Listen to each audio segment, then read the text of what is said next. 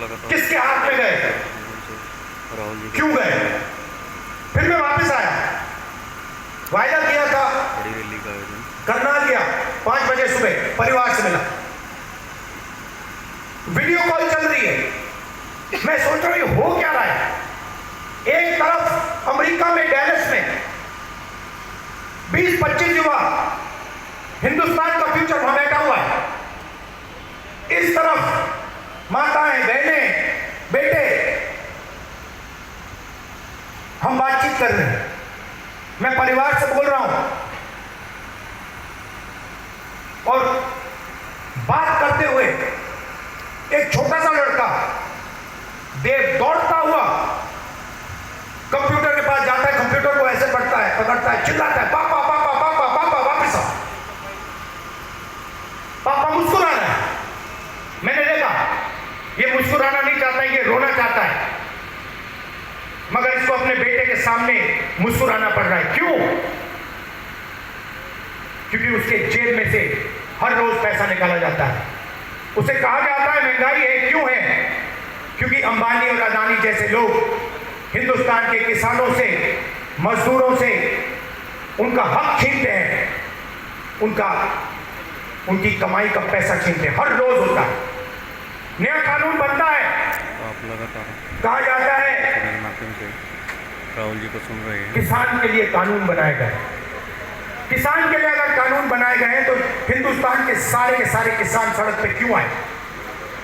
क्योंकि किसान जानता है कि हमारे जेब में से एक और तरीके से अब पैसा छीना जाएगा। जमीन ले लेते हैं। भाइयों, आप एक बात समझो, आप एक दुनिया में हो जहां आप जमीन खरीदते हो। अगर आपको जमीन चाहिए, आप किसी और के पास जाते हो, कहते हो भैया मुझे जमीन चाहिए। वो आपसे कहता है ये 50 लाख की जमीन है, 50 लाख रुपए दो, 1 करोड़ रुपए दो, मैं आपको जमीन दूंगा। ये नॉर्मल होता है, हिंदुस्तान के हर नागरिक के साथ होता है। ये अंबानी अदानी के साथ नहीं होता। अदानी कहता है मोदी जी से, मोदी जी मुझे ये जमीन अच्छी लग रही है, कोई पेमेंट की जरूरत नहीं। हिंदुस्तान के किसान को परे कर दिया जाता है। नया शब्द विकास। विकास के लिए जमीन चाहिए। किसकी जमीन? गरीबों की जमीन, किसानों की जमीन। अमीरों की जमीन नहीं चाहिए विकास के लिए। मतलब अदानी जी से 1 एकड़ कभी नहीं लिया गया विकास के लिए। अंबानी से 1 एकड़ नहीं लिया गया विकास के लिए। हिंदुस्तान के किसानों से रोज विकास के लिए जमीन ली जाए। खेत खत्म हो गए, धान नहीं खरीदा जाता, सही रेट नहीं मिलता, फिर आप भगते हो सेना की ओर। आप कहते हो चलो यहां काम नहीं हुआ, चलो आर्मी में जाते हैं, बॉर्डर पे खड़े हो जाएंगे, देशभक्ति की आग है उसे जलाएंगे और वहां खड़े हो जाएंगे। फिर मोदी जी कहते हैं नहीं भैया, वहां से भी हम आपके जेब में से चोरी करेंगे। ये अग्निवीर स्कीम नहीं है, ये गलत फहमी में मत रहिए। ये जवानों की पेंशन चोरी करने का तरीका है, सीधी सी बात है। जो नॉर्मल जवान होता है उसे पेंशन दी जाएगी, पूरी जिंदगी उसे पेंशन दी जाएगी। जिसको अग्निवीर नाम दिया है उसे पेंशन नहीं मिलेगी। मतलब अग्निवीर से उसके जेब से पैसा छीना गया है। कहां गया? अदानी जी के जेब। आप देखिए बड़ी बड़ी उनकी जाइए, वेबसाइट पे जाइए, Adani defence, Adani defence Israel की कंपनी है, अमेरिका की कंपनी है, उसमें अदानी को लेना देना नहीं है। इजराइल की कंपनी हथियार बनाती है, उस पर अदानी का लेबल लगता है। कारतूस बनाती है, ड्रोन बनाती है, उस पर लेबल लगता है अदानी। और हिंदुस्तान की सेना अदानी से खरीदती है, मार्जिन अदानी बनाता है। उसका आधा राजनीतिक दल को मिल जाता है, मोदी जी की मार्केटिंग में चला जाता है। तो सम्मान बहुत जरूरी है, मगर पैसे के बिना सम्मान मिल ही नहीं सकता। और मेरा लक्ष्य, जितना पैसा, मैं बता रहा हूं आपको, याद रखो, जितना पैसा इन्होंने अदानी अंबानी को दिया है, उतना पैसा हिंदुस्तान के किसान, मजदूर, गरीब, दलित उनके जेब में डालने वाला है।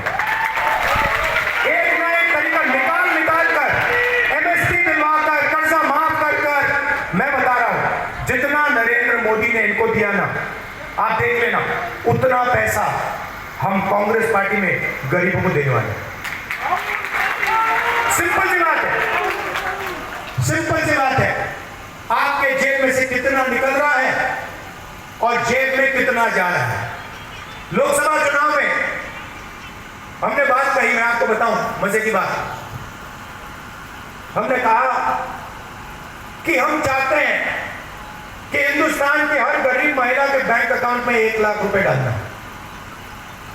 वो सारे एक्सपर्ट खड़े हो गए, मैं बता रहा हूं आपको, सारे एक्सपर्ट खड़े हो गए, नहीं, नहीं हो सकता, करा नहीं जा सकता, ऐसे नहीं होता। मैंने उनसे कहा, देखो भैया, आप एक्सपर्ट हो, आपको जो बोलना है बोल दो, मगर 1 लाख रुपया हिंदुस्तान की गरीब महिलाओं को बैंक में जाएगा। आपको अच्छा लगे ना लगे, आपको जो कहना है, जो करना है, कर लो, मुझे कोई फर्क नहीं पड़ सकता। अगर 16 लाख करोड़ रुपया अदानी जैसे लोगों का कर्जा माफ हो सकता है, तो मैं बता रहा हूं 16 लाख करोड़ रुपया आपका कर्जा माफ हो सकता है। और मैं ये नहीं कह रहा हूं, मैं ये नहीं कह रहा हूं कि भैया उनका मत करो, इनका करो। मैं कह रहा हूं कि अगर अरबपतियों का हो सकता है, तो फिर किसानों का हो सकता है। अगर आप न्याय चाहते हो, आप चाहते हो कि किसान का कर्जा माफ ना हो, मोदी जी कहते हैं किसान का कर्जा माफ नहीं होना चाहिए, तो फिर ठीक है, हर किसान इस बात को एक्सेप्ट करेगा, मगर फिर अदानी का भी 1 रुपया माफ नहीं होना चाहिए। अगर आप कहते हो कि अदानी का पैसा माफ होगा, तो फिर किसान का होगा, मजदूर का होगा, स्टूडेंट्स का होगा, माताओं बहनों का होगा। और अगर आप चाहते हो कि हिंदुस्तान के किसान का कर्जा माफ ना हो, हम एक्सेप्ट करने को तैयार हैं, मगर फिर अरबपतियों का नहीं। मगर अगर आप उनको पैसा देते हो, तो इनको देना ही पड़ेगा। हम ये 2 हिंदुस्तान नहीं चाहते, हमें एक हिंदुस्तान चाहिए, न्याय का हिंदुस्तान। इसीलिए हरियाणा में हमने 3-4 कदम लिए हैं, और इन चीजों का लक्ष्य एक ही है, आपके बैंक अकाउंट में पैसा डालना।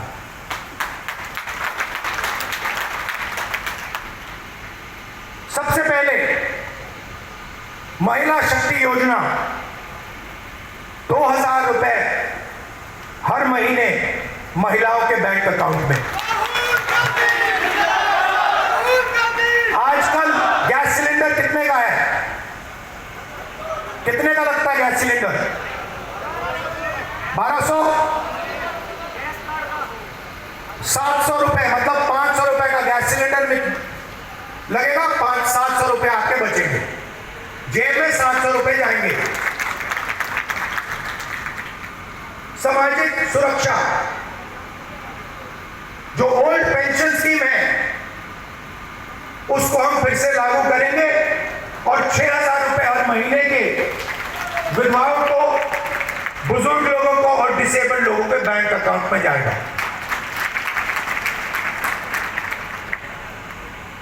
युवाओं के लिए सरकार में 2 लाख खाली रोजगार है, 2 लाख पोजीशन, मतलब 2 लाख लोगों के जेब में से नरेंद्र मोदी जी ने पैसा काट रखा है।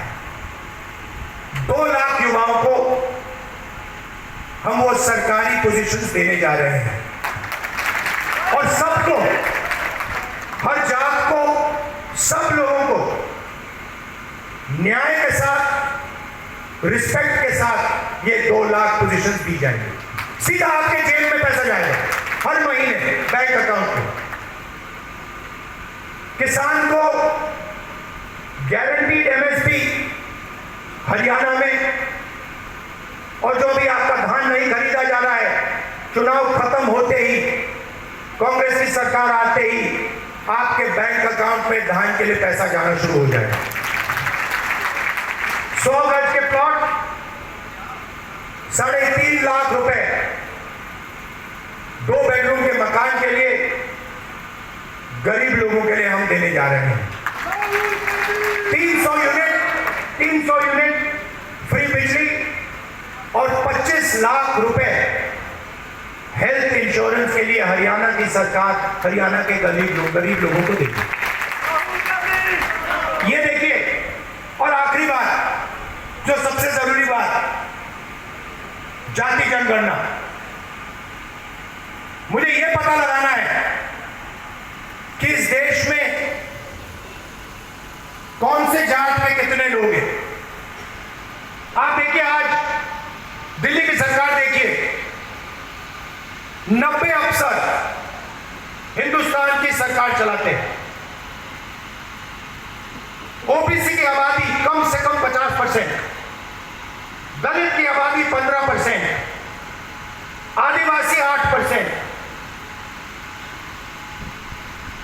माइनॉरिटी 15%, उसको आप जोड़ेंगे 90% हो जाता है। 90 अफसर में से जो हिंदुस्तान के बजट को बांटते हैं, सब निर्णय लेते हैं, जो हमें आके कहते हैं कि भैया नहीं, गरीबों को पैसा नहीं दिया जा सकता, नहीं किसानों का कर्जा माफ नहीं किया जा सकता, नहीं बीमा का पैसा नहीं एकदम नहीं दिया जा सकता, वही लोग 90 में से 3 ओबीसी वर्ग के हैं। आबादी 50%, 90 में से 3, और 5% बजट का निर्णय वो लेते हैं, और पीछे छोटे छोटे कमरों में उनको बंद कर रखा है। बड़ी मिनिस्ट्री में नहीं मिलेगी उनको, छोटी सी मिनिस्ट्री मिलेगी। बड़ी मिनिस्ट्री में वही 8-9% के लोग, उन्हीं परिवारों के लोग, काम चलता जाएगा। दलित 15% है। 100 रुपए में से 1 रुपये का निर्णय दलित अफसर लेते हैं। 15% आबादी, और अगर हिंदुस्तान की सरकार 100 रुपए खर्च करती है तो 1 रुपया दलित अफसर निर्णय लेता है। इसीलिए मैंने कहा है, कांग्रेस पार्टी ने कहा है, हम ये जानना चाहते हैं इस देश में कितने दलित, कितने आदिवासी, कितने पिछड़े वर्ग के लोग हैं, और ये भी जानना चाहते हैं कि इस देश का जो धन है, जो संस्थाएं हैं, जो बिजनेसेस हैं, उसमें दलित कितने, आदिवासी कितने, पिछड़े कितने, ये हम पता लगाना चाहते हैं। छोटा सा उदाहरण देता हूं आपको, आप चौंक जाओगे, हिल जाओगे। आप खेती करते हो, लगे रहते हो, आप छोटा बिजनेस चलाते हो, नोटबंदी लग जाती है, गलत जीएसटी लग जाती है, आपको दबाया जाता है, कुचला जाता है। फिर मैं आपसे पूछता हूं, 90% आबादी है आपकी, दलित, आदिवासी, पिछड़े, माइनॉरिटी, और गरीब जनरल कास्ट, उसमें 5% और जोड़ दो, 95% आपकी आबादी। अब मैं आपसे सवाल पूछता हूं, हिंदुस्तान के सबसे बड़े कॉर्पोरेट, 250 सबसे बड़े कॉर्पोरेट, उसमें मुझे बता दो ओबीसी कितने, दलित कितने, आदिवासी कितने, गरीब जनरल कास्ट के कितने, मुझे बता दो। नहीं जानते आप, मैं बताता हूं। 250 में से एक दलित नहीं है, एक आदिवासी नहीं है, एक पिछड़ा नहीं है, और पूरा का पूरा कॉर्पोरेट सेक्टर 24 घंटा कानून बनवाता है। उसमें आपका कोई है ही नहीं, एक दलित नहीं है, एक आदिवासी नहीं है, एक पिछड़ा नहीं है। आपका काम मजदूरी करना, कॉन्ट्रैक्ट पे काम लेना, अमेरिका भागना, और उनका काम काले कानून, किसान कानून बनाना, यही हो रहा है। तो हमने कहा भैया हम पता लगाना चाहते हैं कॉर्पोरेट इंडिया में, मीडिया में पिछड़े लोग कितने हैं, दलित कितने हैं, आदिवासी कितने हैं, ये हमारे आए हुए दोस्त। आप देखो, एंकर्स की लिस्ट निकालो, इन्फ्लुएंसर्स की लिस्ट निकालो, बड़े बड़े मीडिया के जो ओनर्स है उनकी लिस्ट निकालो, उसमें आपको एक पिछड़ा नहीं मिलेगा, एक दलित नहीं मिलेगा, एक आदिवासी नहीं मिलेगा। मतलब 90% हिंदुस्तान है ही नहीं, गेम में ही नहीं है। ये सच्चाई है। और हरियाणा की सरकार पहला कदम है। हरियाणा की सरकार आएगी, यहां पे बदलाव आएगा, मगर फिर दिल्ली में जब सरकार आएगी, मैं आपको बता रहा हूं, मुझे कुछ लेना देना नहीं है। मैंने अपने माइंड में एक बात रख ली है। आपने कहा इज्जत बहुत जरूरी है, उस बात को मैं एक्सेप्ट करता हूं, मगर मैं चाहता हूं, मेरे लिए एक ही चीज जरूरी है, गरीब लोगों की जेब में कितना पैसा जा रहा है और जेब में से कितना पैसा निकल रहा है। ये मेरा इक्वेशन है और इसको मैं छोड़ने वाला नहीं हूं। जहां भी मुझे मौका मिला ना, जहां भी मुझे मौका मिला, जो इस देश को चलाते हैं, किसान, मजदूर, गरीब लोग हाथों से चलाते हैं, खून पसीना लेके चलाते हैं, जहां भी मुझे दिखाओ उनके बैंक अकाउंट में पैसा डालो।